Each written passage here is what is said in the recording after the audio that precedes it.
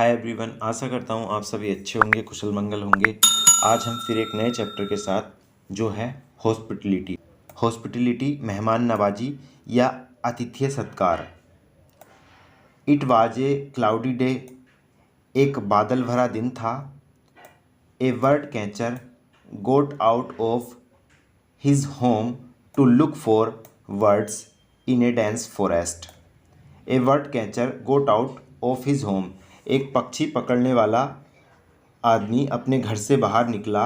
To look for birds in a dense forest, एक पक्षी पकड़ने वाला व्यक्ति एक घने जंगल में पक्षियों को खोजने के लिए घर से बाहर निकला। यहाँ दो चीज़ बहुत अच्छी आई है। आपने गेट आउट का नाम सुना होगा, गेट आउट ऑफ प्रेजेंट में होता है और यहाँ कहानी पहले घट चुकी है तो ये पास्ट में है।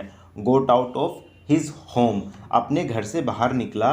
टू लुक फॉर होता है तलाश करना, तलाश करने के लिए। वर्ड्स पक्षियों को, इन ए डेंस फॉरेस्ट, एक घने जंगल में। डेंस होता है घना और फॉरेस्ट होता है जंगल या वन में। तो हम यहाँ पढ़ सकते हैं इसे, मतलब एक शब्द पढ़ना और उसको पूरा पढ़ना, दोनों में अंतर होता है। ये हमने एक एक शब्द करके पढ़ लिया, अब इसको पूरा कैसे पढ़ेंगे। A bird catcher got out of his home, एक पक्षी पकड़ने वाला व्यक्ति अपने घर से बाहर निकला। To look for birds in a dense forest, घने जंगल में पक्षियों को ढूंढने के लिए या खोजने के लिए। गेट आउट का सेकंड फॉर्म में यूज हुआ है गोट आउट, मतलब घर से बाहर निकलना या किसी जगह से बाहर निकलना। होम इसमें दिया है तो घर से बाहर निकलना हो गया है। He wandered in the forest for 5 hours, वह 5 घंटों तक जंगल में भटकता रहा। वंडर्ड होता है भटकना, वह 5 घंटों तक जंगल में भटकता रहा। And then manage to catch a pigeon with great effort, फिर वह काफ़ी मुश्किल के बाद या काफ़ी मेहनत के बाद एक कबूतर को पकड़ने में सफल रहा। देन मैनेज, सफल रहा। टू कैच ए पिजन, एक कबूतर को पकड़ने में, विद ग्रेट एफर्ट, काफ़ी मेहनत से। जस्ट देन, ठीक तभी, इट स्टार्टेड रेनिंग, बारिश शुरू हो गई। And he got wet and felt cold, ठीक तभी बारिश शुरू हो गई और वह भीग गया और उसे ठंड लग गई। फेल्ट कोल्ड, उसे ठंड लग गई।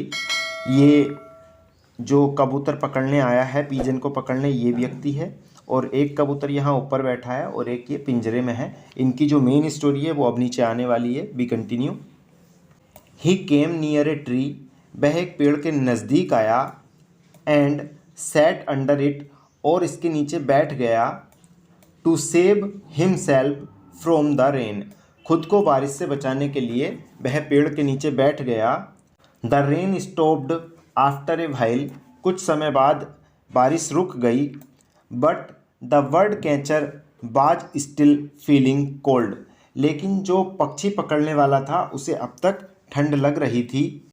The tree under which the word catcher was sitting, जिस पेड़ के नीचे चिड़िया पकड़ने वाला या पक्षी पकड़ने वाला बैठा था, was the home tree of the pigeon he had caught, वह उस कबूतर का घर का पेड़ था जिसे उसने पकड़ा था। जिस कबूतर को उसने पकड़ा था उसके घर का पेड़ था जिस पे वो रहता था। Male pigeon was waiting for his partner bird, कबूतर अपने साथी पक्षी का इंतजार कर रहा था। Who was in the cage of the catcher now, जो पकड़ने वाला था उसके पिंजरे में था। The bird in the cage told her partner not to worry, जो पक्षी पिंजरे में था उसने अपने साथी से कहा चिंता मत करो। सी आस्क्ड हिम, उसने अपने साथी से कहा to serve the hungry and tired bird catcher, उसने अपने साथी पक्षी से कहा सेवा करो उस भूखे और थके हुए पक्षी पकड़ने वाले की। एज, क्योंकि he was there guest at that point of time, क्योंकि उस समय वह उनका मेहमान था। जिस समय मतलब वो उस पेड़ के नीचे बैठा हुआ था क्योंकि वो उनके घर आया था। He was sitting under their home tree, वह उनके घर के पेड़ के नीचे बैठा था। फॉर द कैप्टिव बर्ड, बंदी पक्षी के लिए, कैप्टिव होता है बंदी। फॉर द कैप्टिव बर्ड, बंदी पक्षी के लिए, मतलब जिसे कैद खाने में बंद कर रखा हो।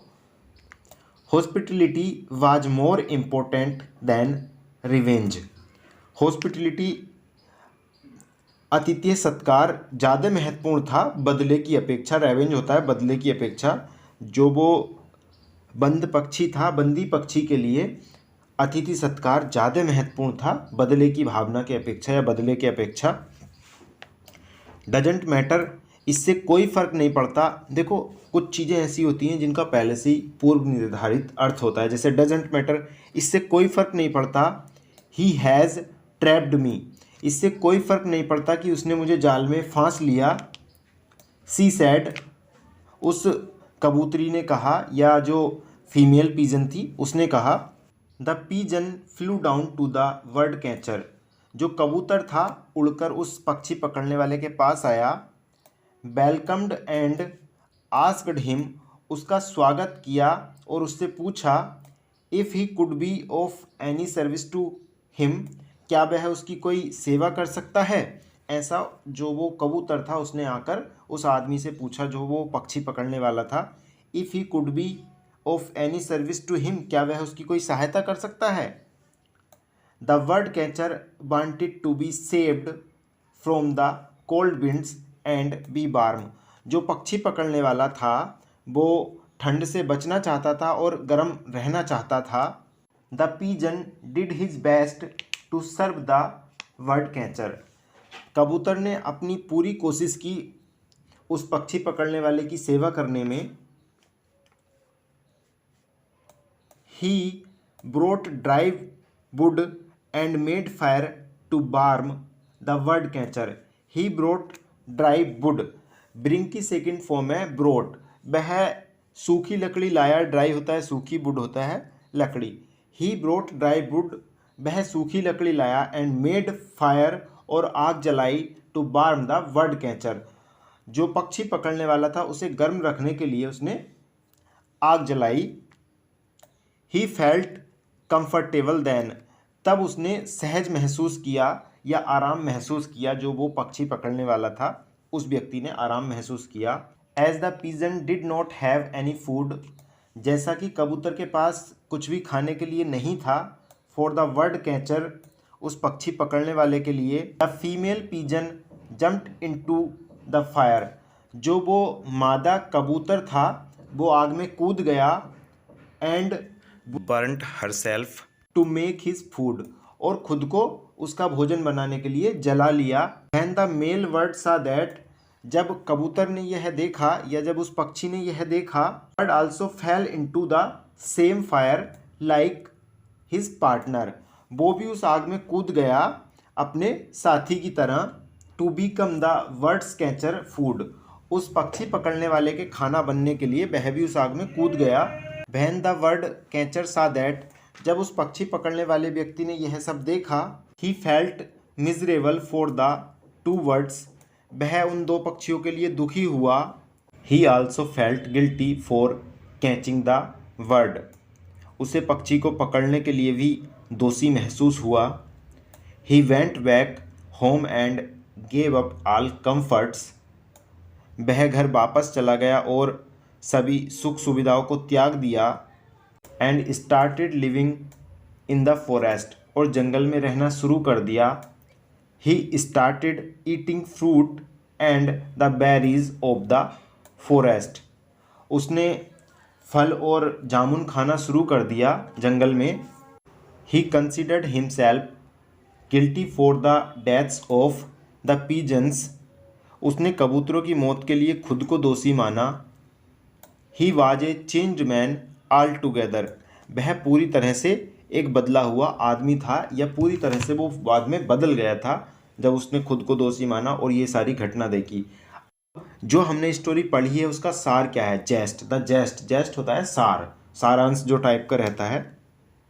ए guest should be treated as God, जो मेहमान होता है अतिथि को भगवान के समान मानना चाहिए। इट डजेंट मैटर, कोई फ़र्क नहीं पड़ता।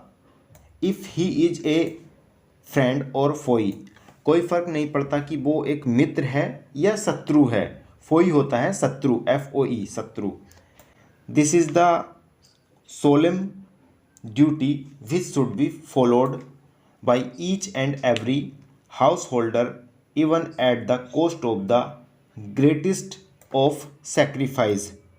यह पवित्र कर्तव्य है जिसका पालन प्रत्येक गृहस्थ हाउस होल्डर, प्रत्येक गृहस्थ को बड़े से बड़े बलिदान, सेक्रीफाइस होता है बलिदान, बड़े से बड़े बलिदान की कीमत पर भी करना चाहिए। The pigeons set an example, जो कबूतर थे कबूतरों ने मिसाल पेश की। And even the bird catcher got reformed, जो पक्षी पकड़ने वाला था वो भी सुधर गया। तो ये काफ़ी अच्छी स्टोरी थी, पर थोड़ी सी सैड तब लगी कि जब वो जो कबूतरी थी, फीमेल पीजन थी, वो आग में कूद गई। तो थोड़ा सा स्टोरी बहुत प्यारी थी, पर थोड़ा सा बस वहाँ अच्छा नहीं लगा जब वो उसके खाने के लिए उस आग में कूद गई। पर उसने एक एग्जाम्पल सेट किया जो हम आज पढ़ रहे हैं, इससे हमें कुछ सीखने मिलेगा। सबसे बड़ी सीख यही है कि हमारे घर कोई भी आ रहा है, चाहे हमारा शत्रु भी है, हमें उसका अतिथि सत्कार हमेशा करना चाहिए। हॉस्पिटलिटी जिसको बोलते हैं, वो सबसे महत्वपूर्ण होती है। हमारा व्यवहार, हमारी बोलचाल की भाषा सबसे महत्वपूर्ण होती है। अगर हम अच्छे से बात करना जानते हैं तो दुनिया हमारा सम्मान करेगी और हमें भी सभी को सम्मान करना चाहिए। मिलते हैं इसी तरह नेक्स्ट वीडियो में। और अगर आप हमारी चैनल पर पहली बार आएँ तो सब्सक्राइब कर लीजिए, हम इसी तरह की वीडियो लाते रहते हैं।